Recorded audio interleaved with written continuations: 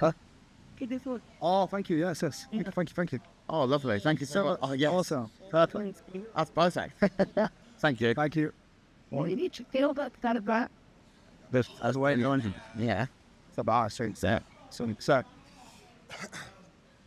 So, episode number 1 of the new podcast. I'm here with Sam, aka Phatmuscle Coaching. So he's the first man coming out of the UK to total 1,000 kilo, which if you know anything about powerlifting, you know how absolutely insane that is. So I'm just going to ask him a few questions today. We're going to talk a little bit about his story, kind of like what got him to the point he's up to now, and what advice he's got for like the younger generation coming up in powerlifting. Take it away, Sam. Do you want to tell us about how you got started, mate, in lifting? Yeah, so I started when I was about 14. I was into martial arts, and I started by doing some conditioning work in the gym, just to get a bit stronger and get my hands stronger for martial arts, get my cardio better. And I started really, really enjoying lifting weights from a young age. So actually, what I was doing was I wanted to do full contact fights. But the issue, when I found out my age, I was only allowed to do semi-contact, which is boring as fuck. So I decided to kind of scrap that and go more towards lifting more weights. Yes. And the first strongman competition I did was at the age of 16. And I competed against fully grown men at the age of 16 and came 4th out of 12 athletes, which is pretty good going for. So I thought, maybe this is a sport for me, Yeah. What kind of events were they doing in that competition then? So the first event was a truck pull, which I believe I came second in the truck pull. Farmers walk, I can't remember the weight of the farmers, but it's fairly light back in those days. It was like a novice, fairly light weights, like 75 kilos per hand, I think. Okay. Keg loading was, I believe, maybe 80 kilo kegs, which again, like by today's standards is light, but I'm talking 20 years ago. It was a little bit of an event on the seafront for charity. Oh, was it? And I just thought I'd, enter it, like thinking hopefully not to come last, and I actually did all right.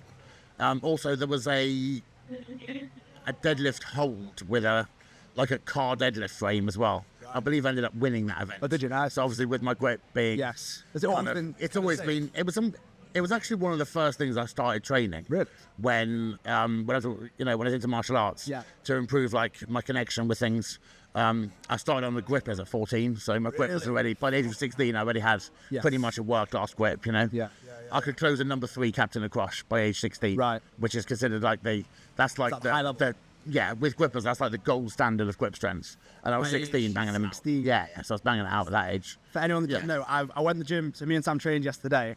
I have seen these grippers he closes. I've tried them myself. It is insane. He's there repping it, and I can't even close it. And I'm just at a hand muscle match. Yeah. There we go. It's actually just stupid. The best. What inch are your forearms? I think about 18 actually. 18. Yeah, they're actually not far off my biceps in terms of size, although you can see there. Yeah, it's actually fucking insane. I think they're actually bigger than my biceps actually at the minute. Yeah. Maybe need to train my arms harder.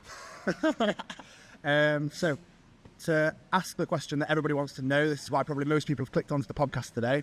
So, in terms of gear use, that first competition you did, were you natural then? You know what? The first competition, I was still natty. Really? That's the only competition I've ever done. Right, okay. My first one. I think I went on gear about 2 days after that. I was like, this is what I want to do with my life. Yeah. And I kind of did a bit of research, and I was like, yeah, I know I'm young, but I pretty much had my heart set on a career and a life in strength sports at this point. I was like, this is what I want to do.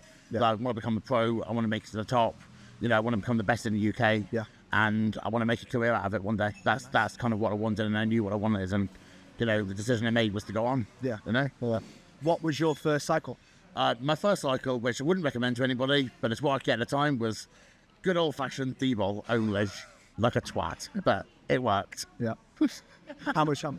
Say? How much? 40 milligrams a day for 8 months. Oh, very conservative. Which is, I mean, it's fairly low dose, but I ran it for a large amount of time.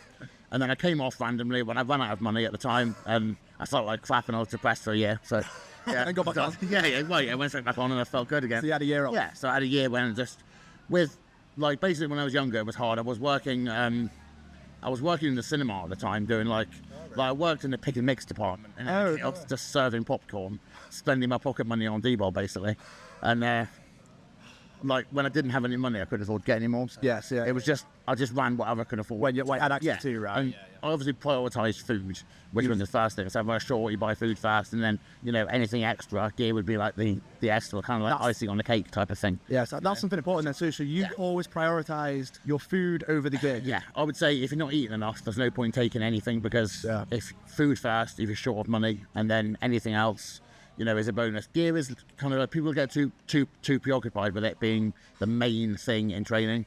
It's literally the icing on the cake. Like, the cake is food and training. That's the most important thing. And I realised that even when I was young, it was always food focus. Did you have somebody to tell you that from a young age, or was that just? I had people help me at a young age, but I never, you know, never had a coach or anything like that. You know, Right. Okay. we just all trained together and helped each other out, and I kind of got the basics. It was in its infancy online back then as well, so there was like forums and stuff, not like we have now. bodybuilding.com. Yeah, the good old fashioned mix, like MISC section of bodybuilding.com, where like mostly internet trolls, but also some really, really good info as well. So we kind of learnt that, you know, food is the most important thing, and bulking. You know, I made the mistake of doing what I call a dreamer bulk. Dreamer bulk. Like, a dreamer bulk is when you think you're getting big, but in reality you're just getting fat. So that's just when you throw everything at it. Yes. I think on your video the other day, you mentioned about dirty. A dirty. It's kind of like an internet slang for dirty bulk. Right. Okay. Which is So what I did was I put on 40 kilos in a year. Fuck. This is when I was on D-bol as well. Oh, okay, So right. I gained 40 kilos by eating. I would eat anything that moved. So cheesecakes, pizza, McDonald's, chocolate. I'd drink like 8 pints of milk every day, chocolate milk, ice cream, just anything that moved. And, you know, I put a lot of size on, but I also put a lot of fat on. And Right. when you're a teenager, getting fat is not something I recommend, because it kind of ruins the quality of your life. Yeah. You know, you go from like, you know, when I was 16, I was 90 kilos and shredded. And then when I was 17, I was 130 kilos of lard. Right. And like, it changes like how women perceive you and stuff like that. And life was a bit shit when I was fat, you know? Yes. The younger, so it's not something I'd recommend, you know?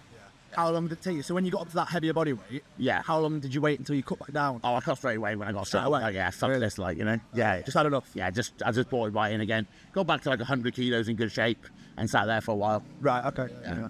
Well, and then how long did you wait before you started climbing back up then again in body? Right, back when I could get on more gear again, this is when I went on a proper cycle. So I had tests. I realised I made a mistake by running just orals when I was younger. So you don't really keep any of the gains either. Like, you kind of get really fat and soft when you come off as well. As soon as I put a test base in, I was able to grow properly and not just get fat. You know, I was on some good size, and that's when I started pushing towards my goal at the time, which was to make the UK strongest man. Yes. And I was pushing strongman at the time, and everything was focused on that. Yeah. So in regards to like your test base, do you see that it's quite common nowadays that a lot of the lads that are wanting to get on at younger ages are trying to do it without a test base? Yeah, I think there's some like theories that like Deca is better base now, and like, man, do you want to have a soft dick your whole life? Fuck that, you know, just one test. Like, test is best. If you have Deca do it once, you'll never do it again. I will never ever touch that shit again. Never. Never even a little. Hey, I can't even get slight attention on it. Even a little. No. Like, literally barely enough to wank. Really? Yeah, it's terrible. I can't take Deca at all. I don't think I'd be that bad. Really? Yeah. I can't hear it. It sucks me up. So like, I'm like, test is the base. Yeah. Just 250 tests year round. You can't go wrong, you know. So like, your body wants test. Yeah. Well, so will you run the Deca with the test, or you still? Well, like, fuck. I can't touch it at all. No, I literally can't go near it. Like, I've tried loads of ratios and that. It's just not for me. It makes me depressed as fuck as well. Does it? Yeah. It's a horrible, horrible substance. That is, you know. Yeah, I don't think it's got it. It's good for the joints. I mean, like, I've always joked you can either have like healthy elbows or working cock. They've got both. That's been the ongoing joke over the years, and I think it's pretty much true, man. You went for working cock? Yeah, I went for that. I went like, fuck my elbows, you know. Yeah. So what would you say in terms of like designing a cycle for somebody that's thinking about getting on now? After listening to us talk, they're thinking, right, I'm going to jump on. What would you say for the first cycle? What should they be doing? What I would suggest is if your mindset is stuck on going on, I would say start with test. Run one little test a week and progress with that until you can't, and then add other stuff. But, you know, 250 test is a good baseline. It'll put you in the performance enhancing test level range. That will. Yeah. So that would be what I would recommend to start with. Just 250. Yeah, just 1 meal a week. And how long would they run that for? Run it indefinitely. I don't really believe in class. Yeah. You know, there's 2 reasons to come off in the sport, right? The first reason to come off is if you want kids, you have to come off. And the second reason is if you're walking away from the sport. So in my opinion, PCT has no place in the sport. It's literally for when, it's if you're walking away. Yeah. Like for good, really. So have you ever taken any PCT? No, nothing. I've not used Nolva, I've not used Clomid, anything like that. I've never touched it. Whilst we're on the topic of that, what's your opinion on Arimidex and Aromacid, things like that? I don't believe in any AIs either. If you need an AI, you're on too much. Yeah. So if you're on 2 grams of test and have to run an AI because you're on 2 grams of test, you're on too much. Yes. You'd be better off on 750 and not running the AI, in my opinion. There is something called Masteron, which is very good for like controlling estrogen, and is what I would recommend if you have estrogen issues, as opposed to AIs. Yeah. By far. What would you kind of say is like, have you got like a ratio you'd go to then to try and control the estrogen? It depends. I think it's pissing in the wind, really, like without bloods. So I would say with have bloods done and base your Masteron dose based off what the bloods read.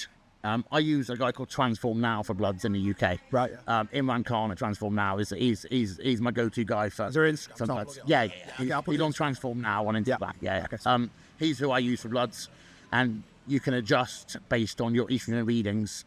I would say something like 400 test to 100 mast tends to be the thing for most people. Yeah. Okay. Yeah. It's quite conservative still, really. Yeah, you don't need a huge amount of anything, really. I think, I made the mistake when I was younger of running way too much.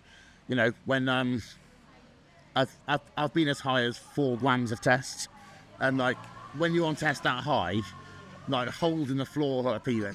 You literally want to fuck anything that moves. Yeah. And it's just not. It's not conducive to life running that amount. Right. Yeah. Probably dead. Yeah. You probably can't hear us much right now. That was a. I think it's a promotion for a kickboxing tournament now here coming up. So yeah, with the cycles, when was the first time you touched Tren? Oh, fuck me. I think I was 20. Really? That's when my life started fucking up, that was. Everything was great in my life until I started taking Tren. It fucked everything up. How much did you do first time? 3 meals a week, so 300 a week for the first time. First time I took it, I felt this burning in my chest, right? And I started coughing. I thought I was going to fucking die. This is obviously Tren cough. We know what it is now, but fuck me. Right, my chest tightened up.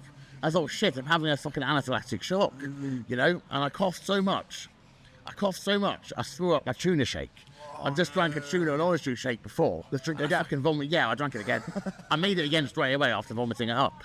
But yeah, I had Tren cough so fucking bad. I've always been prone to sides of Tren though. I really get every single side that you get on Tren. I get it times 100. But I still haven't fucking learned, but I still run it now. Yeah. And it's still fucking life up every time I run it. And I've not learned. And I don't think I ever will. Well, maybe I will now. Have you gone over 300 since then, I think? Oh yeah, I went to 750 when I was 21, and I coughed constantly. Literally, I had permanent like I sounded like I smoked 60 a day. I was coughing just constantly. Yeah, I couldn't breathe. And actually counterproductive because I couldn't eat either. That's when it starts getting counterproductive. Did you notice then that the gains were getting worse? Yeah, I just couldn't fucking eat, so I got skinny actually. I got shredded, but accidentally. Yeah. I just couldn't. I was like, fuck me, I'm ripped. And I just couldn't eat. Yes. Yeah, it was like my appetite had vanished. Was there a test based with that? Yeah, there's always been a test. I've always ran a test base. Right. Always ran like at least 1 minute test. So I'd run back in those days, I'd run like 2 grams of test, like 700 Tren, a gram of EQ, and a ton of alls. And that was right, those were the days. I was 21, stupid. And I thought I'd live forever, and I didn't give a fuck. Still alive now, so it's not it. Yeah, I'm still here now, 15 years later, still enjoying life, still healthy. Yeah. My bloods are actually really good at the minute, believe it or not. Yeah, but I don't run what I used to run now, so Yeah, of course. I am way, way more careful now. Is there anything that's kind of like lingered from those days, health-wise? So I think it changes your mind, how your mind thinks. Like it makes you like get into weird shit, and that doesn't go away, Anything that I've developed on Tren, and also paranoia. I find it very, very easy to be paranoid about stuff in life and think like worst case scenarios and things like that, That's kind of stayed. Maybe a little bit of residual anxiety as well since using Tren, which I've pretty much dealt with that pretty well the last couple of years, but there is definitely something, underlying that I feel trends changed my brain chemistry a little bit, and it has affected how I see stuff and how I deal with things. It is a heavy. It's not actually something I'd recommend anyone takes, and I've not touched it now for a few months, and I intend on actually not ever using it again, to be honest. I say that every time, and I always fuck it, 50 milligrams is alright. I always think even 50 megs a week fucked me up. Makes a difference. But the gains are amazing on a small amount, okay? So the thing is with Tren, right, it's for cows originally, okay? Now, these cows weigh 500 kilos minimum, okay? These cows get 16.7 milligrams per week. Why the fuck? Yeah. Why the fuck are we taking 300 plus? They were the pellets, yeah, that's what they get. These cows are fucking huge. Google them. Google Tren cow and you'll see what I mean. I've seen that, yeah. It's why the fuck are we taking 10 times the dosage, Yeah. No wonder we have issues on it, you know what I mean? But I even get issues on cow doses, so yeah, I probably shouldn't just run it. Yeah. I think the time when I got the most of Tren was 300 milligram. So Sam's first cycle, that's where I'd cut it off. I couldn't go any more than that. So your size on that? I was hallucinating. Hallucinations? Yeah. That's class, mate. Fair play. Not going to take it just for that reason. Mate, it wasn't. And when I say that, I'm not talking as if I've taken some mushrooms, really seeing God. It was just the corner of my eye, and if you glance at a window, I'd see a woman, there's somebody there watching me. Was she fit? Nah, that's a shame. Nah, mate, we're talking you know how you said about the anxiousness? Yeah. I think it was just some kind of you just feel like someone's out to get you. Yeah, it's just general paranoia, isn't it? It's the same reason I don't ever smoke anything either, because I just get paranoid. I can't do that either. I don't touch anything like that, But yeah, I'm very prone to thinking the worst is going to happen when I'm on train. I would say that's the main feeling. You always think kind of a feeling in the pit of your stomach that something's wrong, and it's just a horrible feeling for life, isn't it? Would you say there's any other drugs that compare to Tren? That compare in terms of strength effects. Oh, side effects. Check drops are pretty fucked up as well. Really? I never tried it. They're so check drops, they make you feel like a god for about 5 hours, and then a baby for the next 5 days. Really? So you literally feel amazing. When I say amazing, you feel like top of the world. You can lift anything. You feel like a god, for maybe 4 or 5 hours. Right. And then the come down, you just want to sit in a dark room and just fucking feel sorry for yourself. Yeah, it's not. Again, I think it's the same. It's the same 19 North sort of progestin based. Is it 19 North? Yeah, it's the same thing that fucks you, Yeah. These drugs cause anxiety in people, It's been proven now. Yeah. There was a study at the University of Oslo that actually proved these substances cause slight brain damage, the same as Alzheimer's. Really? Which is very, very similar, kind of frontal lobe. Serious? It's called amyloid plaque development in the brain. It's actually been proven to accelerate that. Really? And there's actually something called Nupept, which can sort of reverse some of the damage you've done. So I've done a few courses of that, and it massively helped. Really? Just in terms of general lack of brain fog and being able to concentrate and stuff like that. And Tren made my ADHD significantly worse. So it made I've got ADHD anyway, and Tren made it to the point where I had kind of limiting ADHD, and it actually got in the way of life. But I think Nupept reversed it to make everything more functional again. Just watching, where would they be able to get Nupept? You can get Nupept off biolab.com. I would recommend Biolab for everything, actually, peptides, and it's really good. It's a really good reputable site with certificates of purity. So anything like BPC, anything like that in there as well. Have you got a discount code for that, sponsor code? I haven't actually, but I'm pretty sure somebody has if you look on Instagram. Yeah. There's quite a few influencers that use it. Should I plug your code there? I know. But I know, it'd be nice, wouldn't it? Yeah. So in terms of, we've gone over a lot of the drugs now. We've gone over the science, we've gone over kind of what you've done. Over your life now, if you were to design your perfect cycle, what would it be? Pretty much what I'm taking at the minute, which is 250 test and 20 milligrams of D-bol per day. Brilliant. Yeah, I feel great when it. Strength's going up. If it's full as a house, strength's going up, mood's great. I wake up every morning with lots of energy. The D-bol gives you a little kick in the gym. I probably shouldn't be taking that. I probably should, being retired, why am I still taking orals? I don't know. But should we say 250 test would be the safe option? So a retired guy that wants to, stay in shape, stay fit, stay healthy, that would be obviously a bit more. If you have competition aspirations, I would up the doses a little bit, but not majorly. No. I squatted I scored 413 in sleeves last year on like 700 makes in total.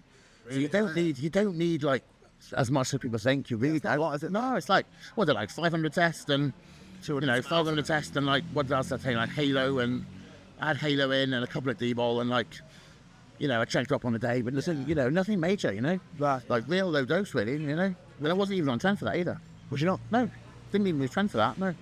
Yeah, so, I know. There you go. You don't need as much as you think. So I think, use a little bit, and then when it stops working, add something else, and don't start on gear and go on a gram of test. Start on less and run that until it stops working, and then add something else. Yeah. What would be your opinion then on, say, kind of like starting age for taking steroids? If you had competition aspirations. Okay. I coach a lot of young people, and even though I did myself, I don't recommend anyone goes on before the age of 21. Like regardless of how much you want it, I actually think using it too young will lower the ceiling of where you can get to. Because if you think of gear as your ace card, if you play it too soon, where do you go? Yeah. This is the issue. I think a lot of people start too young. It worked for me, but there's also, I know hundreds of kids that started at the same time as me, they got nowhere. Yeah. So I would say the law of averages is that you won't end up with 1,000 kilo total to start taking gear young. It doesn't work like that, Like, I think I was lucky rather than anything else, to be honest. Really? But yeah, I think I wouldn't start at that age. I would start build a natural base, learn how to train, learn how to eat, learn to eat the right kind of foods, don't get fat, don't make the mistakes I made basically, don't get fat as fuck, stay in shape, keep your cardio up, have a good rounded life when you're young, and get everything right naturally first, and then by the time your brain's fully matured at the age of 21, if you still want it, that's a great time to go on then. But ideally it's still too young, but like minimum age of 21. So I personally would recommend like anybody that I coach to start before then. Really? Yeah, like ideally, like mate, you probably should wait. I really am quite forceful with it, to be honest. And then if somebody came to you and they were already on, say they're 19 and they've been taking steroids, they're on cycle now, would you kind of just advise them to stay low, or what? If they're already on, I would say coming off can be counterproductive. You get depression, and so I would say if you're already on it, already taking the jump, keep it as low as possible, Right. and get everything else in order before you up it. So if you're 19 and you're on and you're going out on a piss every night and sniffing whatever, stop. And if you made a decision to go on, like make sure everything else in your life is in order. Like that's the most important thing. You know what I mean? Yeah. Make sure they've got the nutrition. Yeah, make sure like you're not out on a piss, you're eating right, you're not missing meals, make sure your training is good, make sure you're recovering, make sure you understand about supplements and food. Yeah. Make sure you do cardio for your health, things like that, Yes. In terms of cardio, then, what would you advise somebody that's... So I advise my clients to do what I call locking, which is put in 20 kilo backpack, half an hour walk, every day, just something like that, nothing major, just keep your heart and lungs going. Yes. That I think is one of the reasons I've had quite good level of longevity in the sport. I've been in the sport 20 years and I'm still healthy, so. Is this something you've done over your whole... Yeah, I've always done. Really? Like, I've always focused on a little bit of cardio just to make sure my lungs and heart work, Was that always kind of like getting it in through steps, or have you put a backpack on and go for a walk. Even if you put like your gym kit in your bag, like your belt and stuff, put it on your back, walk to the gym, get off the bus 5 stops earlier, just get some cardio in, doing anything really, even get on a treadmill or the bike for like 10 minutes after every session is something. And it's good as well for digestion. If you have issues with digesting your food, go for a 15-minute walk after every meal. Yeah. It makes a huge difference in terms of like how you use your food, and that will improve your insulin sensitivity as well. Oh, will it really? Yeah, it's like taking insulin, but it's free. Right. Yeah, go for a walk. It's literally free insulin. Use it. You'll grow better. You'll feel better. You'll have more of a pump, and your muscles will like get more blood delivered to them as well. It's a great idea. Yes. Yeah. Do you try and go for a walk then after every meal? Always after Really? If I'm not busy with work, I have 10 minutes after every meal. Yeah, like even now I do try and move around, How many meals you have in a day now? 5 nowadays. I have like 5 meals and like 2 or 3 shakes. So it's like 50 minutes of walking, isn't it? Yeah. So I do an hour of walking every day. I do try to, It does add up, that, doesn't it? Yeah. Get some steps in, Yeah, that's good. So if you're not walking after you eat, go start walking. Yep. So in terms, so we've covered like a lot of steroid stuff now. Let's talk a little bit about the training. Okay. With the training, kind of, what is your personal philosophy? Like, what do you think works? What do you think's best? Okay, so I believe a lot of bodybuilding work in the off season. I think a lot of powerlifters focus purely on single reps, and they don't do enough muscle building. Yeah. So like a lot of lifters I know do squat and deadlift and then fuck off after half an hour. You know, I think if you want to total big, look like you lift. That's a really good goal for the off season.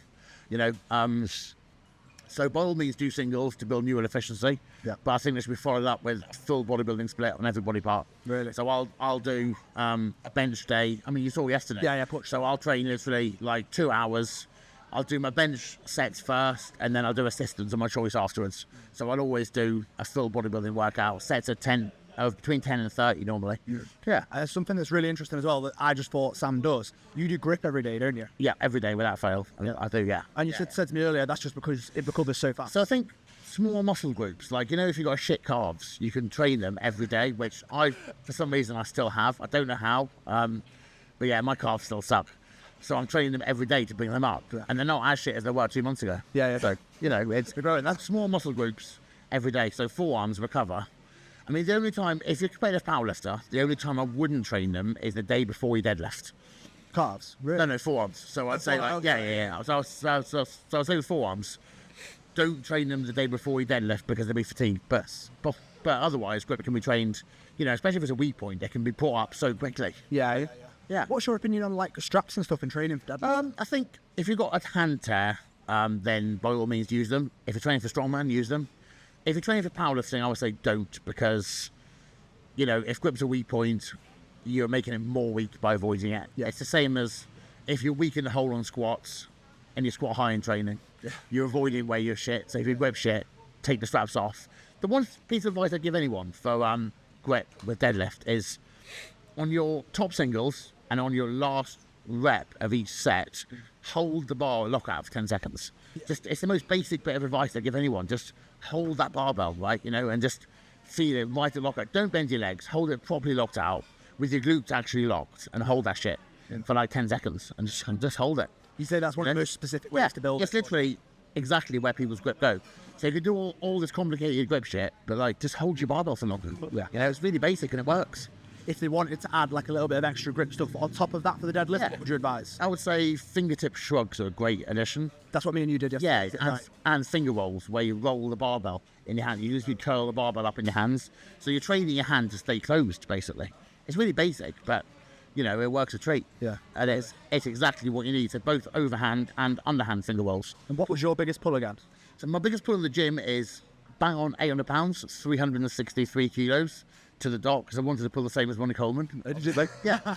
So I did 800 in the gym, and then in competition it's actually a bit less, 355 in comp. That's obviously after a squat and a deadlift. And then that was without straps on. Yeah, that was. Hook grip, or was that? That was mixed. Same as my gym lift was also mixed, actually. Right, yeah. My 800 in the gym was mixed as well. Actually, I believe Ronnie Coleman used straps, so I've got him there. I think he did, didn't he? Yeah. Even though he's better looking and bigger. So with that deadlift, that biggest deadlift, with that kind of weight, because I've never felt it, and probably most of the people listening to this obviously have never felt that kind of weight, does your grip become a real issue at that? Like, where does it become a real issue? For most people, grip becomes a big problem at around 300 mark. So Really? past 300, people start to struggle. Okay. For me personally, unless the bar is covered in talc from the last lifter, which has been an issue for me in the past actually, grip's not an issue in the gym on my own barbell. Grip's never been a problem. Right. But obviously when it's covered in sweat and talc and, you know, people have pissed on the bar and it's been cleaned and stuff like that happens in comp. It can be a bit harder to hang on to it after like 30 pairs of hands have been on the barbell first. 100%. So I would say make sure it's stronger than you need it to be going into comp. So make sure you can pull more than, like, make sure you can hold more than you want to pull. You know, that's what I'd suggest. With going into a comp as well, so I know we just spoke about the steps a minute ago and like the conditioning. Yeah. Would you be looking to bring that up going into a competition? I actually bring the conditioning down. So I actually get myself quite unfit near competition. I actually probably for like the last 4 weeks, because I want to be as heavy as possible for the squat. Right. I tend to pull the cardio out. I know it's not the healthiest thing to do, and I feel like fucking garbage for 4 weeks for a comp. Yeah. But I do it because, you know, I can't eat enough to get my weight up. I physically can't.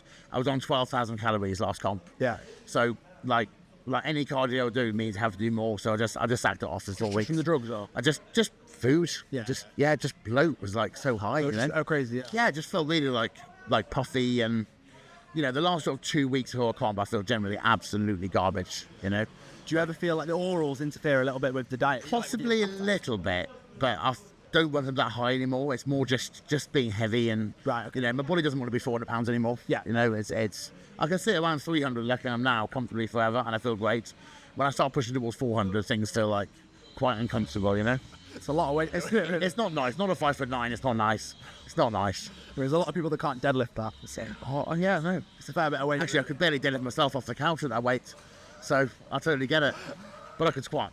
Yeah, and bench. I couldn't do much else though. Even deadlift felt shit at that weight actually. Yeah, do it. Like leverage goes down when you get too heavy. Push it further away. Yeah, like it felt like I had to do that weird roll thing. You know, people do with like, yeah. You know what like Eddie Hall and Thor do with the weight with the bar when they roll it in. position. Yeah, I had to do that. I was like, you fat fuck, you're rolling the bar. You know you're fat then. Yeah, it's like this is when you need to cut weight. Yes. You know. What did you cut down to after that point then? After my last competition, I got down to what I am now. I'm 145 kilograms at the minute. Right. You know, could sit here forever, to be honest. I feel great. I can rock 3 miles at the minute with like 30 odd kilos on my back, no problem. You know, which is decent. Impressive, yeah. I can bench 140 for like 25 reps. So it's a nice combination of I feel this is maintainable indefinitely, I think. And you know, I feel generally quite healthy this way. You know, everything's good. Do you feel like health is kind of like a priority for you then? I think with me getting a bit older, I think my days of weighing much over 300 are finished. Yeah. I don't have any aspirations to compete again. Right. And as I approach 40, I'm going to actually downsize. So I'm going to start by getting absolutely shredded now, get leaner 300 pounds, and then as I push into my 40s, probably drop back towards 275. You know, I think it's going to be time to like think about longevity. I've got a lot of clients I look after, and I want to be healthy in here for a long time.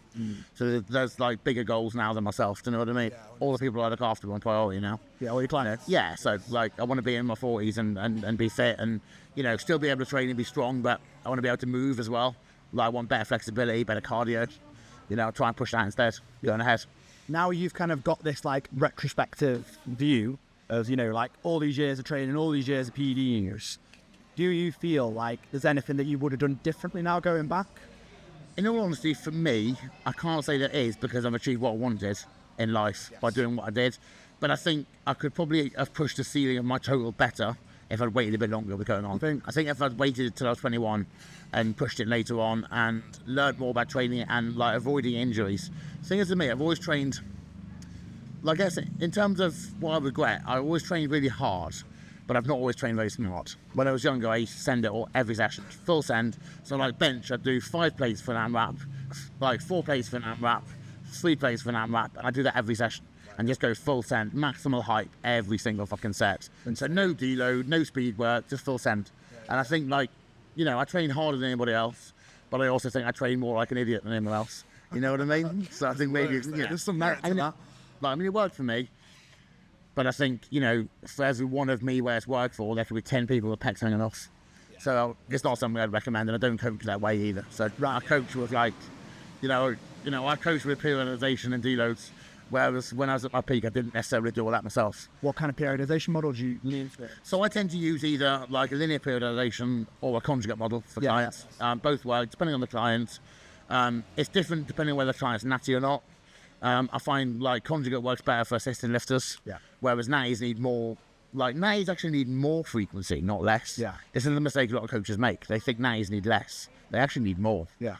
To get themselves trained and get the movements drilled in. Because when you're on, your CNS gets drilled into the movement quicker. Yeah. So you can squat once a week when you're on and make progress. When you're natty, I would recommend 3 times a week. Really? Yeah. Push 3 Like, times a just week? Use it, 3 times a week on each lift. Okay. That's generally what most IPF coaches actually recommend that now. Right, yeah. They actually train full body and like SBD 3, maybe even 4 times a week. Right. That actually works for natties, you know. What would you go about like assistance work then? I mean, it has to be a lower percentage, and the assistance work varies depending on. So, like, you would maybe do like quad assistance one day, hamstring the other day, and you split like, say, if you bench 3 times a week, you would split it into like maybe some chest assistance or shoulder assistance on a different day. Like shaker. Yeah, so they mix it. Yeah, like that, like Borishiko, exactly the same type of thing. Yes. Yeah, that's the high frequency kind of approach. So do you use that for quite a few? Yeah. I've worked that for a lot of natties. I train squat, bench, and deadlift 3 times a week.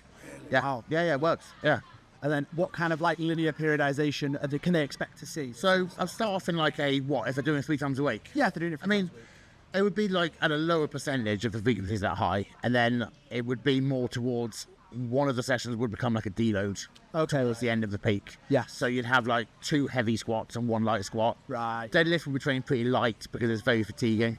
So if you're training 3 times a week, you won't be able to deadlift like 80% plus. Yeah. You've got to be more like speed work and crisp reps at 70%. You know, So sticking around there. yeah, stick around there with it. Whereas bench, you can push a bit more. Yeah. Like you can generally, most lifters can push bench to like 90% and then recover in a couple of days. Yeah, yeah. Whereas deadlift, if you try and put 90% 3 times a week, you're going to be fucked. What kind of point would you say that changes with bench? Is it like the 200 mark? It depends. I mean, there's very few natties benching over 200 really in reality. So I think for bench, when you pass 200, I would say it's more about injury prevention to get past there. It's keeping your pecs healthy, which is, so you want loads of back work, loads of high rep work, keep the pec delta area healthy. Yep. You'd want like quite a large amount of like lat and trap stability work. And I think twice a week would pretty much be the maximum I would bench heavy. Yeah. If you pass 200, you know. Like one light session won't hard, but Yeah. And, yeah. Just for my own curiosity here, it might help some other people. What are like your favourite back movements for stability? So favourite back movement is the exact opposite of a bench, which is a seal row. Right. So any variation of a seal row or prone row is perfect. If you can seal row 140 for reps, you'll bench big and off. Yes. There's no one with a big row that can't bench. It's you like get one up, you get the other one up. What's your best seal row? I've done 180 for a set of 6 at my best, and that was touching the bench at the top. So I'm nowhere near that at the minute, but then again, I did bench 250 in competition when I had Is that. this when you were benching? Yeah, this was when I was like at my strongest. I could row like, I have done a 200 seal row on a Swiss bar before as well. That was probably the best set of rows I've ever done. And yeah, at the time I could bench like 240 for 5 reps in the gym. So you can see a clear correlation then between the two. if your back's strong, you can, yeah, you'll bench big. Yeah. Strict back movements turn over more. So anyone can like hump 6 or 7 plates aside, and it doesn't really do much other than look cool for the gram. And I know I've posted she rows before because it looks cool, but it doesn't actually do anything for your bench. Keep it strict. Yeah. And keep yourself prone on a bench because your bench is also a strict movement. So keep your rows the same. You know? Yeah. So what kind of, are you somebody that believes in like the 1-to-1 pull push ratio, or are you not? I think I generally do more pull than push. Do you? Because, yeah, for shoulder health, you want to do more pulling movements. Okay. I would say for every set of pressing you do, you want 2 sets of pulling movement. You can't really do too much back. Like one of the things Julius Maddox, the best bencher in the world, says is train your back every time you go to the gym. So is that And I pretty much do the same as well. Yeah. I think there's, you know, you've got to listen to that guy, you know, he benches 790 pounds like a speed rep. If you don't listen to that, then, you know, I mean, he is a freak, but he also, you know, it's also a lot of work and he's got a thick back as well. So there's got to be some correlation there. Yeah, you can see it. Yeah. So obviously now we've said everybody knows how important the back work is. Everybody knows it transfers to everything. What would you say is like one of the muscle groups that people neglect? Like you see kind of like guys coming up neglecting. I would say that a lot of people, do you know what, back? Stop this. People don't train enough back, you know? You see loads of guys going to the gym and their fucking scapulas are sticking out of the back. They've got no fucking lats, you know? They've got a big chest and the shoulders are like pulled forward like a fucking monkey. You know what I mean? But train your fucking backs and rear delts, you know? I think that's just rear delt. Yeah, too much bench. But then too much bench when they can only bench 120. What's the point? You know? It's going to upset a lot of people, right? Roll your backs. Yeah. So we know how important the back is now for bench. Yeah. Is there anything else that like you would say is great for bringing up the bench press? Do you know what I think a lot of powerlifters miss out on? Now, you know, gym bros, funnily enough, actually get this bit right. There's a lot of biceps, but a lot of powerlifters don't. They avoid it. I think a heavy hammer curl in this position is really, really useful for bringing up your bench. Yeah. Because it helps you control the bar on the way down. Full range. Yeah. Now, a lot of people lose the bar on the way down on bench. Yeah. So I think a hammer curl, like heavy hammers, will help the stability element quite a bit. Yeah. And I think a lot of lifters miss out on that. How come you think that the hammer curls are better than like a fully super? For me, the hammer curls are a way to get more weight on safely. So it's just a case of loading more weight. Right, rather just getting than- used to Yeah. And I find the other type of curl, if you get issues with tendonitis from low bar, some high rep barbell curls really, really help. So like I would do like 3 sets of 50 for rehab purposes. We're talking straight barbell. Yeah. Like straight barbell, 3 sets of 50 at the end of the workout. Okay. For Just down like that. yeah, just for like It stops you getting that tendonitis pain that everyone gets. Really? Squats. Yeah, it really helps. I've had that a lot. Yeah, there's Fucking bad, innit? actually it's something I'm going to touch on today. I think the people that do low bar squats. So the pain, the pain you get is right in here. It goes from the shoulder right down your arm. Yeah, everyone's had it. Like everyone's got it. Yeah. So pretty much every client I've ever worked with has had it at least once. Yes. What I do to mitigate it is any volume that's not singles is done on the bow bar. Yeah. So if a client has access to a bow bar, if they've got 3 sets of 5, they will not use a straight bar for that. We save the straight bar for singles. You don't need to be good at a straight bar for anything more than a single rep, because that's what we use in competition. Yeah.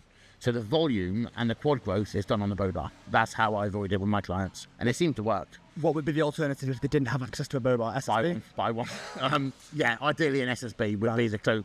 The issue with that is the SSB makes it extreme high bar. Yeah. So it changes the dynamics if you're a low bar squatter. Okay. Now a bow bar doesn't. So it is probably the best thing you can buy for 200 quid, and it will change your training life having access to one. Going to be a lot of gyms now that have got people carrying bow bars in. Literally, get one, keep it in your gym. Yeah. People that will listen to this will think nothing of spending 200 quid on a box of HGH. You spend that on a bow bar instead, and you'd actually have Help better shoulders. joints. Yeah. I literally would say, don't buy the growth and get yourself a bow bar instead. Just going to have to apologise if you guys can hear the rain. I really hope this cuts it out. It's a monsoon in Thailand now. Yeah, on a tin roof. It's not great. Wow. I'm hoping that's going to be all right. Do you know what? We're just going to pause and we're going to come back if it lets up. Let me think. I'm going to say. So we're stuck in a monsoon in Thailand in a cafe. Can you hear that on the roof? It's actually quite fucking loud, isn't it? Yeah, fucking very Yeah. now. We'll see if we can. Yeah, hopefully you guys can hear us now, so we're just going to wrap up because we were going to wait and see if it'll stop, but it's not stopping, so we're just going to finish here. I think we've pretty much covered all the topics we wanted to talk about anyway, so hopefully you guys are happy. Hopefully you're happy with Sam. He's given us a lot of tips and knowledge today, so thank you very much for coming on the show, Sam. Anytime, mate. Thank you very much. I enjoyed myself. And thank you for listening, guys. See you all again.